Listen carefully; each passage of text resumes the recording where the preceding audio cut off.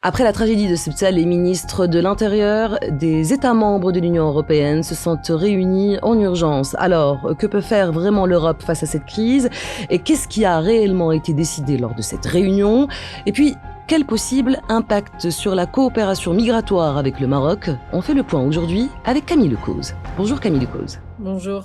Merci beaucoup d'avoir accepté mon invitation pour cet entretien. Je rappelle que vous êtes directrice du Migration Policy Institute Europe, un think tank, on le rappelle, basé à Bruxelles, spécialisé dans les politiques migratoires européennes. On reviendra avec vous, Camille Lecause, dans quelques instants sur la réunion d'urgence des ministres de l'Intérieur des 27 qui s'est tenue ce mardi. Réunion, on le rappelle, qui était consacrée aux événements de Ceuta et Melilla. Mais d'abord, si on prend un peu de recul sur cette semaine, vous qui suivez les politiques migratoires européennes depuis des années, quelle est votre lecture de ce qui s'est passé ces derniers jours à Ceuta? C'est à la fois cette arrivée d'un nombre très important de personnes et c'est vrai que c'était inattendu. Il y avait déjà eu des épisodes similaires dans les années passées, mais c'est vrai que autant de personnes en si peu de temps, c'était du jamais vu.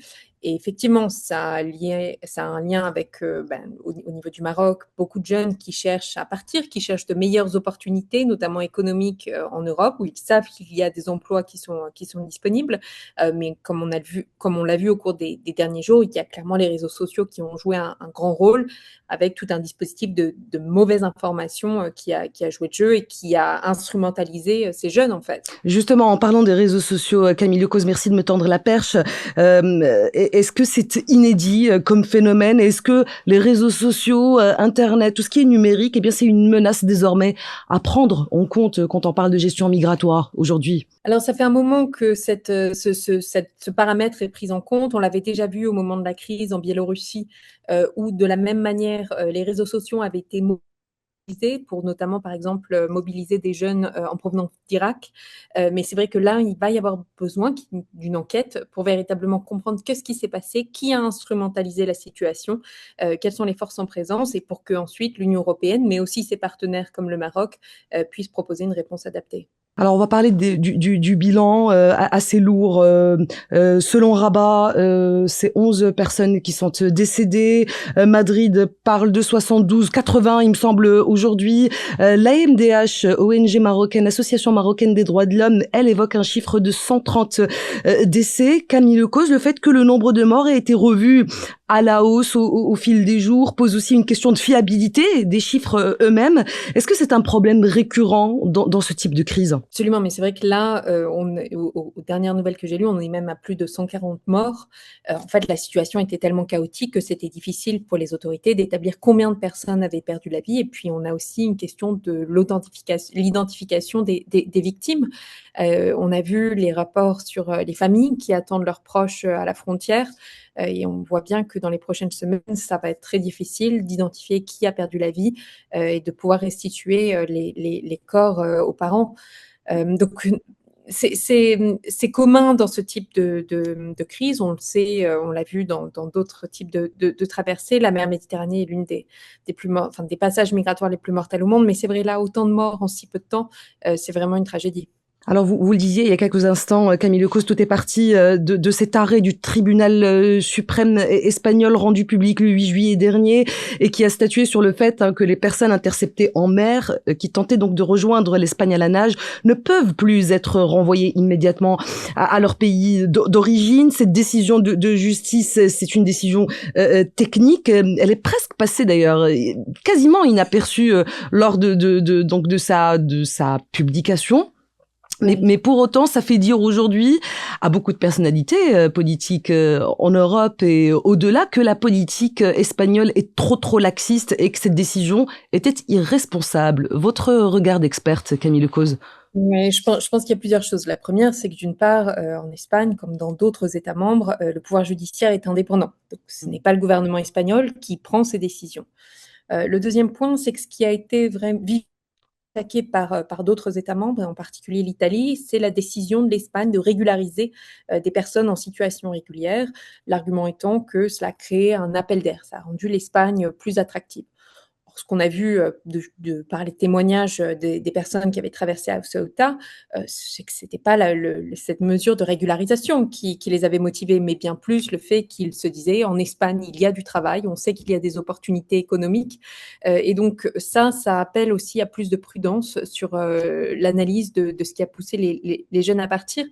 Et ce qui était frappant du côté européen, c'est vraiment qu'au plus fort de la crise, alors que l'Espagne faisait face à cette situation, des pays comme l'Italie, qui pourtant ont eux-mêmes fait face à des crises migratoires dans le passé, sont vivement pris du socialiste Pedro Sanchez. On apprend également, Camille Lecauz, ces derniers jours que les services de renseignement espagnols sont actuellement dans la tourmente. Une partie de la classe politique et certains médias espagnols se demandent pourquoi ils n'ont pas alerté, ils n'ont pas pu anticiper l'afflux massif vers Ceuta. Côté marocain, cette fois-ci, c'est une source gouvernementale qui a été relayé ici et qu'il dit et qu'il répète, le Maroc, agit en partenaire, je cite, souverain, loyal et responsable. Cette même source gouvernementale qui affirme que les Espagnols connaissaient les conséquences potentielles de cette décision de justice. Sommes-nous face aujourd'hui, Camille Lecauz, à une crise dans la coopération migratoire avec le Maroc? Non, je ne le crois pas, parce que la coopération entre l'Espagne, l'Union européenne et le Maroc sur ce dossier migratoire date de nombreuses années. Elle s'appuie sur différents piliers qui me semblent vraiment bien établis. Il y a des intérêts communs aussi, et je pense de plus en plus. Donc la manière dont je le vois, c'était plus une situation de crise qui a aussi été gérée ensemble. Le Maroc s'est rapidement mobilisé auprès des Espagnols pour organiser le retour des personnes.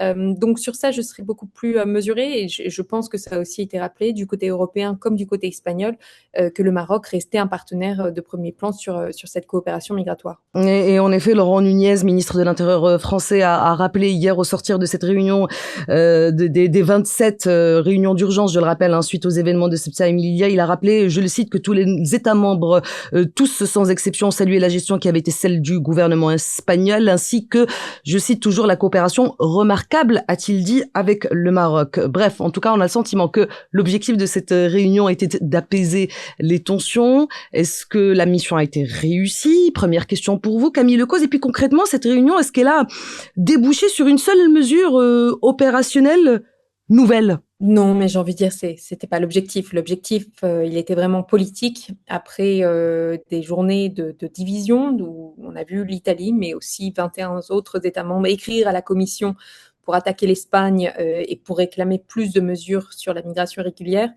Il était important que les 27 se réunissent et qu'ils puissent, d'une part, exprimer leur soutien à l'Espagne, qui a fait face largement seule à cette crise, et puis aussi pour bien mesurer ce qui nous attend. Au niveau européen, on est en train de mettre en place tout un nouveau système en termes de politique, de migration et d'asile. C'est un système qui demande un engagement très important de tous les États membres, une solidarité avec les États qui ont une frontière extérieure. Et donc l'Espagne, comme l'Italie, comme la Grèce, Chypre et Malte en particulier, sont au cœur des discussions. Et donc pour la Commission, c'était aussi important de réaffirmer ça, mais c'était aussi délicat parce que du côté de la présidente de la Commission, c'est une proche alliée de la première ministre italienne, et donc il fallait aussi manœuvrer sur ces dynamiques politiques très, très sensibles. Et en parlant de nouvelles lois, Camille Lecauz, vous évoquez très certainement ce fameux pacte européen sur la migration et l'asile qui est entré en application complète le 12 juin dernier, à peine 6 semaines avant cette crise qu'on a constatée donc il y a quelques jours dans le nord du Maroc. Vous avez dit aussi que la solidarité doit être au rendez-vous pour que justement l'application se fasse dans des conditions, disons, efficaces et sereines. Or, aujourd'hui, la récupération de l'extrême droite, bien, on l'a tous constaté. En France, Marine Le Pen, qui a promis qu'en 2027, si elle gagnait ses élections, la libre circulation dans la zone Schengen serait uniquement réservée aux citoyens européens. Vous pensez que cette perspective est plausible? Non, elle n'est pas possible. Oui. Ce sont des déclarations qui ne mènent à rien, qui ne sont pas alignées avec le droit européen. Donc ça ne veut rien dire. Et puis ces attaques constantes sur Schengen sont vraiment dangereuses en fait. L'idée de ce pacte, l'idée de notre politique commune de migration et d'asile, c'est justement de maintenir cet espace Schengen qui est l'un des acquis les plus importants de l'Union européenne.